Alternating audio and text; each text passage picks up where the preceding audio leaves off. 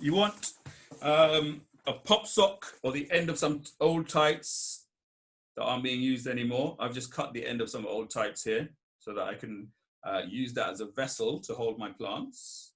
You need some seeds. Any seeds really will do. These are grass seeds, particularly. You need some form of cup that will hold your seed ball that you're going to make. And then a piece of plastic. Now, what I've done is I've taken a bottle and very carefully cut the end of the bottle. So you have like a thing to put this on. What I would then do, guys, if it was you, is I would take some tape, like so,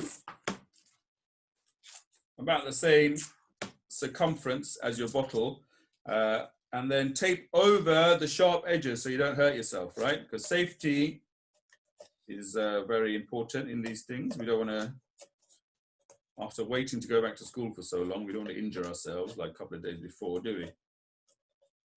So what I've done is I put the tape halfway up, see that? And then you just fold it over, and that should help protect you from any sharp edges that you may get. Obviously, get a parent to help you to cut the bottle. But then once you protect it like that, it should be perfectly fine to use. And what you can then do is you can write whatever you want on there. This is what we're going to do then. We want to put our soil in first. I've got a little teaspoon here, and you've got to put some newspaper down so that it's nice and neat. But I've got this tablecloth, so I'm okay. And it will get messy, but don't worry too much. This is just compost, right? Or topsoil. Compost that we found in the garden. You don't have to use compost. You can use soil, I guess. But compost actually has lots of the nutrients that seeds need when they're first growing. So once I got about 3 teaspoons in there, I'm going to put my seeds in. You really don't have to use all your seeds. And in fact, if you do use loads of seeds, it will get crowded, right? So you don't want to like overfill it with seeds. So I'm using maybe half of the seeds that were in that cup. And then I'm going to put a bit more soil on top, just to protect them. Lovely stuff. Or if you have a compost heap, you can use the stuff you get from there. And then you kind of want to make a ball shape, right? By pushing all of that soil down to the bottom, a bit like that. Yeah. What's going to happen is when you make a knot in it, that ball shape will stay, and then the rest of your sock, see what I'm doing, making a knot? The rest of your sock will act as a way of getting water to the bottom of the sock there. Now, you don't have to leave it exactly like that. You can make it into whatever shapes you want if you want to make cool shapes with it.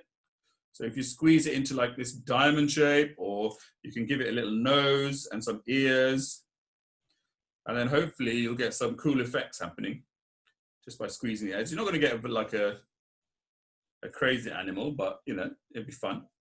I'm going to leave mine as a ball, because then what you do is you stick it in your cup with the tail intact, right? You don't need that much. So if you have loads, you can take off some by using some scissors, so that the bottom, this little tail, sits in the water and it can suck up all the liquid it needs, like that.